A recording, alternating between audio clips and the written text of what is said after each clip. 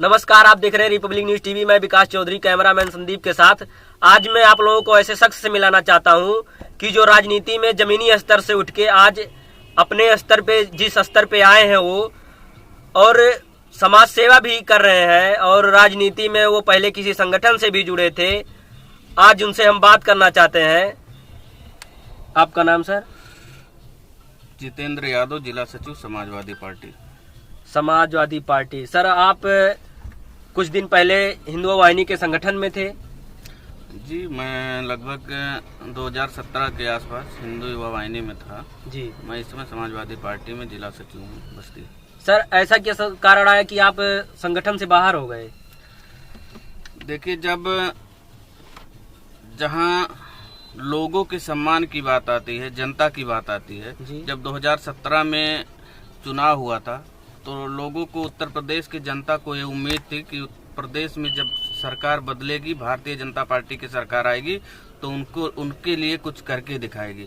लेकिन जब 2017 में भाजपा की सरकार बनी और लगभग 3 साल बीत गया तो उत्तर प्रदेश के लोगों को, देश के नौजवानों, किसानों, व्यापारियों, कर्मचारियों को यह प्रतीत हुआ कि भारतीय जनता पार्टी लोगों को गुमराह कर प्रदेश की कुर्सी पर बैठी हुई है। जिसके बाद बैठने के बाद, प्रदेश की कुर्सी पर बैठने के बाद लगातार उन्होंने 5 साल कोई काम नहीं किया और वो सत्ता में रहते हुए देश के नौजवानों के सपनों का कत्ल किए, देश के कर्मचारियों के सपनों का कत्ल किया, देश के व्यापारियों के सपनों का कत्ल किए, देश के किसानों के सपनों का कत्ल किए, देश के महिलाओं, बच्चों के सपनों का कत्ल किए। तो अब उत्तर प्रदेश की जनता को लग रहा है कि भारतीय जनता पार्टी को हटा देनी चाहिए। और जो उत्तर प्रदेश की जनता के नहीं हुए, जिस भाजपा को 14 साल वनवास के बाद जनता ने कुर्सी पर बैठाया था, जब ये उनके नहीं हुए तो हमारे क्या होंगे। इसलिए लोगों के कहने की वजह से हमारे जो देश प्रदेश के जो जनता है, जो समाज और जो कर्मचारी, व्यापारी और जो हमारे युवा हैं, जो बेरोजगार हैं, उनके कहने की वजह से और जैसा प्रतीत हुआ कि हम लोगों को अब समाजवादी पार्टी ज्वाइन कर लेनी चाहिए, क्योंकि प्रदेश की जनता को समाजवादी पार्टी से आस था। उनको ऐसा लग रहा था कि प्रदेश में समाजवादी की पुनः सरकार आएगी तो उनके लिए कुछ कर दिखाएगी। और राजनीतिक समीकरण तो बदलते रहते हैं। एक समय हुआ करता था जब भारतीय जनता पार्टी भी जनता दल के साथ काम कर रही थी, तो हम राजनीतिक समीकरण बदलते रहते हैं, इसलिए हम लोगों ने समाजवादी पार्टी ज्वाइन कर लिया। आए दिन सर, बेरोजगारी पे बहुत सारे स्टूडेंट कहीं कत्ल कर लेते हैं, खुद की खुदकुशी कर लेते हैं, कहीं फसरी लगा लेते हैं। इस पे क्या कहना चाहते हैं? इतना बेरोजगारी है तो आपको क्या लगता है कि ये भारतीय जनता पार्टी के ही सरकार में बेरोजगारी है, या समाजवादी पार्टी में भी थी, या कांग्रेस के सरकार में थी? देखिए, प्रेजेंट समय में देश में बेरोजगारी और गरीबी अमीरी की एक खाई जो है, उससे देश पूर्ण रूप से त्रस्त है।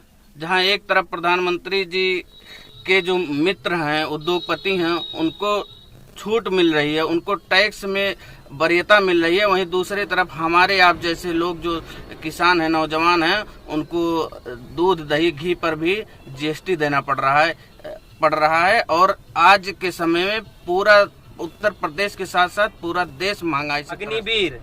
अग्निवीर के बारे में क्या कहना चाहेंगे आप? देखिए, भारतीय जनता पार्टी का चेहरा ही वही है कि गुमराह करके लोगों को ठगने का काम करते हैं। और ये आज की ये स्थिति है कि देश का युवा मार्कशीट लेके रोड पर घूम रहा है, लेकिन कोई वैकेंसी नहीं आ रही है, उनको रोजगार नहीं मिल रहा है। और प्रधानमंत्री जी लाल किले से भाषण देते हैं और लाल किले से नारी सम्मान की बात करते हैं, और जब वो नारी सम्मान की बात कर रहे थे तब देश में बलात्कारियों को रिहा किया जा रहा था और उनको सम्मान रिहा किया जा रहा था और उनको संस्कारी बताया जा रहा था। ऐसी है भारतीय जनता पार्टी की सरकार, ऐसे भाजपा के लोग हैं।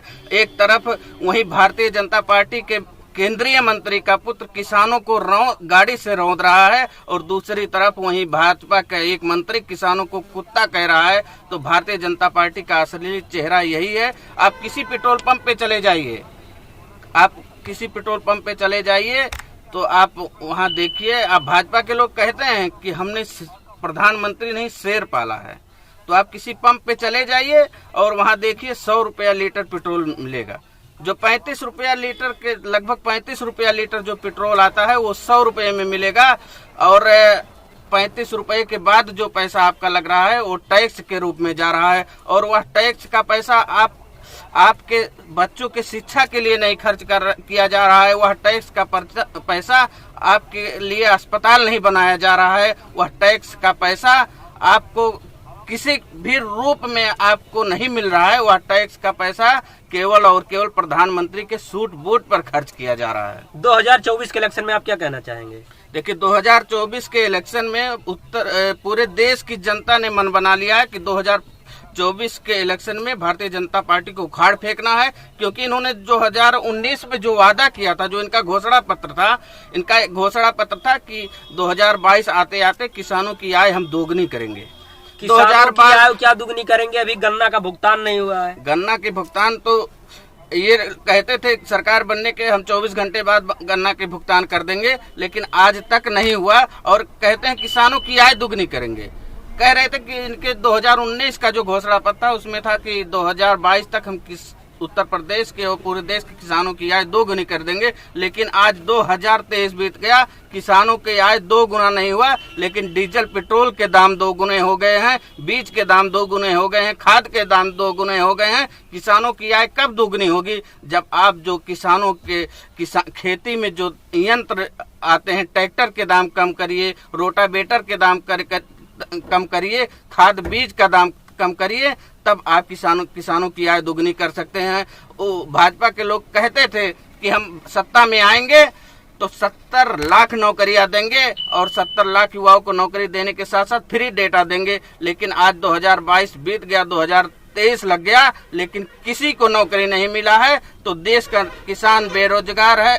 देश का किसान, अब नौजवान, व्यापारी, कर्मचारी, महिलाओं ने यह ठान लिया है कि आने वाले 2024 में इस भारतीय जनता पार्टी को उखाड़ फेंकने का। जब समाजवादी की सरकार थी तो क्या बेरोजगारी नहीं थी? जब समाजवादी की सरकार बनी थी तो माननीय अखिलेश यादव मुख्यमंत्री बने थे, तो उस समय उन्होंने बहुत सारे विकास के काम किए, और लोगों को यह महसूस आज भी महसूस हो रहा है कि समाजवादी की सरकार आने पे देश के नौजवानों के अगर सम्मान की बात हुई तो अखिलेश यादव ने किया, और देश के किसानों के सम्मान की बात आएगी तो अखिलेश यादव याद किए जाएंगे, देश के नौजवानों की बात आएगी तो अखिलेश यादव याद किए जाएंगे, देश के व्यापारियों कर्मचारियों के सम्मान की बात आएगी तो अखिलेश यादव याद किए जाएंगे।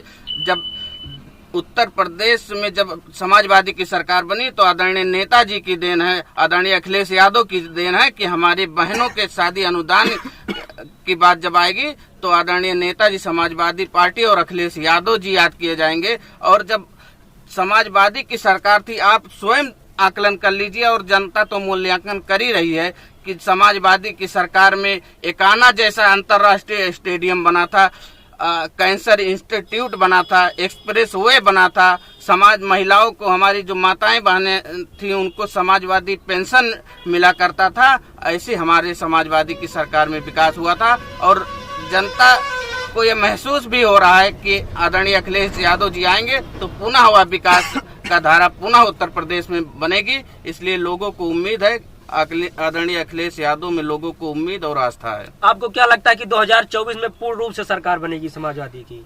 देखिए, 2024 में सरकार तो किसी की बने क्योंकि ये पूरे देश का चुनाव है, केंद्र का चुनाव, लेकिन यह तय है कि देश की जनता ने यह ठान लिया है कि पूरे देश से भारतीय जनता पार्टी को खत्म करना है, इसको उखाड़ फेंकना है। देश के नौजवानों, किसानों, व्यापारियों, कर्मचारियों ने ठाना है कि उत्तर प्रदेश सहित पूरे देश में से भारतीय जनता पार्टी को हटाना है। आप देख रहे थे समाजवादी पार्टी के सचिव जितेंद्र यादव जी आज हमारे साथ थे, जो कि समाज सेवा में भी रुचि रखते हैं और जमीनी स्तर से उठ के आज समाजवादी पार्टी में कार्य भी कर रहे हैं। पहले भी संगठन से भी जुड़े थे, तब भी समाज सेवा कर रहे थे।